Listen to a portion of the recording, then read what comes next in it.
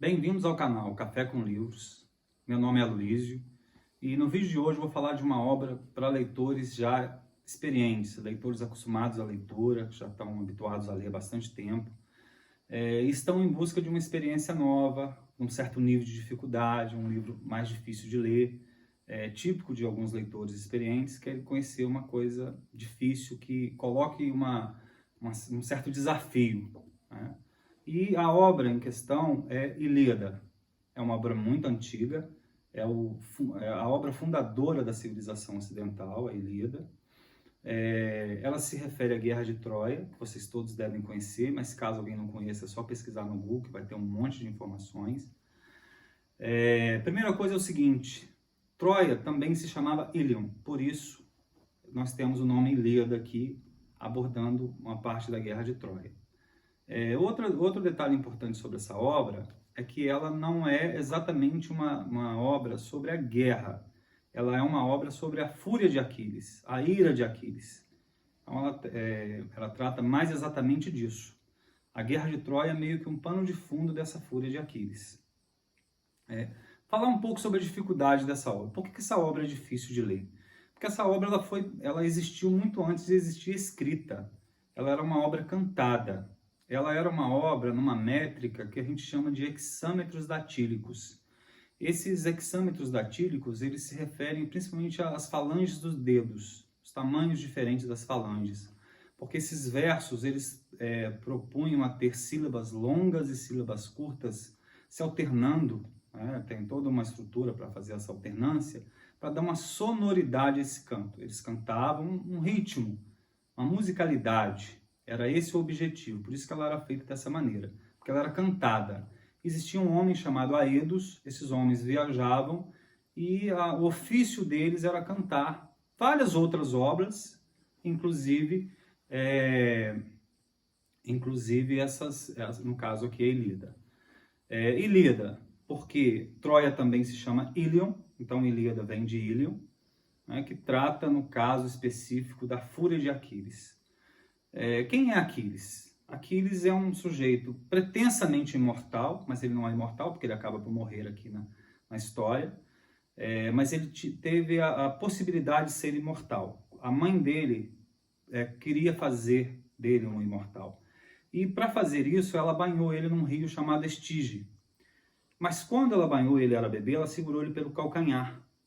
No segurar pelo calcanhar, o local que ela estava segurando não foi banhado, foi o único ponto vulnerável que ficou de Aquiles.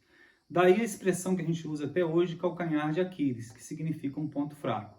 Então Aquiles tinha a pretensão de ser imortal, se acreditava imortal, mas ele tinha um ponto fraco, que era esse calcanhar. Até hoje a gente usa essa expressão calcanhar de Aquiles para se referir ao ponto fraco de qualquer coisa.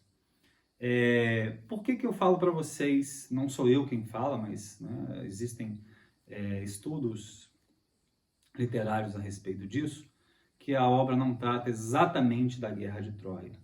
Porque ela começa quando a guerra já tem 10 anos de existência. Não mostra o início da guerra, não mostra as causas da guerra, e a obra termina com o funeral de Heitor, ela não termina com o final da guerra. Então, a preocupação central dessa história não é a Guerra de Troia. A preocupação central é Aquiles e principalmente a fúria, a ira de Aquiles. Aquiles é um sujeito complicado. Né? Essa obra é dividida em 24 cantos, no sentido de cânticos. Esses 24 cantos, eles se referem às 24 letras do alfabeto grego. E começa, no primeiro canto, com uma birra de Aquiles. Aquiles está com uma birra com um dos chefes dessa guerra, na verdade o chefe dessa guerra, que é o Agamenon, e por causa de uma mulher. Numa determinada situação, uma sacerdotisa ficou com Agamenon e o Aquiles achava que tinha direito a essa mulher. E aí ele faz uma birra e não vai para a guerra. A guerra está num impasse muito grande. Eles precisam de Aquiles, como eu disse para vocês, um cara que todo mundo acreditava imortal. Ele era um excelente guerreiro. Ele era um herói lendário no período da guerra e no período da história. E ele tinha um amigo chamado Patroclo, um nome bem enjoadinho de falar. Um amigo muito íntimo dele, um amigo muito próximo, uma intimidade assim bem intensa mesmo que Aquiles tinha com esse amigo. Bem, o Aquiles não vai, o Patroclo veste a armadura do Aquiles, vai para as batalhas e acaba sendo morto por Heitor. E aí Aquiles vai ficar extremamente furioso, extremamente raivoso, e ele deseja se vingar, e ele acaba voltando para a guerra, e ele quer se vingar de Heitor. E aí nós temos uma das cenas mais tocantes da história da literatura, porque Aquiles se dirige na sua biga para as muralhas de Troia, desafia Heitor, e Heitor vai descer, vai sair das muralhas para lutar com Aquiles. E aqui nós temos dois homens corajosos, mas com uma gradação muito diferente de coragem, porque Aquiles se acredita um imortal, e o Heitor não, o Heitor sabe que ele é mortal e que ele não vai vencer Aquiles. Então, mesmo assim, com um senso de dignidade, de decência muito grande, ligado à cultura da época, ele enfrenta Aquiles sabendo que ele não pode vencer. Para mim, é uma das cenas mais tocantes da literatura, porque ele se despede da mulher, se despede do filho, do pai, desce, enfrenta Aquiles, é morto por Aquiles. Aquiles comete um ato de crueldade gratuito contra Heitor ao final da batalha. Ele amarra os pés de Heitor na biga, arrasta o Heitor. O funeral era algo muito importante, é ainda algo muito importante, né? A gente tem visto o sofrimento que as pessoas tiveram com a impossibilidade de um funeral direito, agora nesse período mais crítico da pandemia, o sofrimento que isso trouxe para as famílias. E o pai de Aquiles sofre muito com o filho dele sendo arrastado para o acampamento grego, e ele gostaria de dar um funeral digno. E aí a gente tem uma outra imagem muito tocante. Esse pai, que é um rei, ele se despoja da sua majestade e se entrega nas mãos de Aquiles com o objetivo de sepultar de maneira digna o filho dele. A princípio, o Aquiles não aceita, não cede, mas ele acaba se compadecendo do sofrimento desse pai, e o Heitor é devolvido. E nós temos no 24º canto o funeral de Heitor. Então eu tenho uma empatia muito grande pelo Heitor.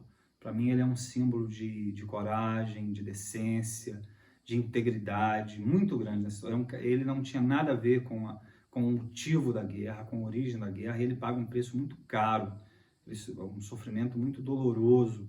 O sofrimento que ele experimenta é o sofrimento de deixar um filho recém-nascido, deixar a mulher para trás que ele amava muito. Essa dignidade também transparece nesse amor. E ele sabe que vai caminhar diretamente para a morte. Tá? Então, isso para mim é um exemplo assim, de coragem, de dignidade, de integridade. Heitor representa muito isso para mim. Bem, e aí a história termina, né? Para saber mais sobre a Guerra de Troia, a gente precisa de outras obras, como eu disse para vocês. Eu pretendo tratar dessas outras obras aqui. Essa edição minha da obra é uma tradução de Haroldo de Campos. Ela é bilíngue, ela tem o grego no original e a tradução em português em cada página. Uma edição muito interessante. Eu não sei se ela está disponível, se ela está esgotada, mas existem versões mais acessíveis da Ilíada. Tá? Encerro esse vídeo de hoje com essa apresentação desse livro, né? Espero ver vocês no próximo canal, onde eu vou trazer outras obras interessantes como sugestões de leitura. Um abraço e até mais.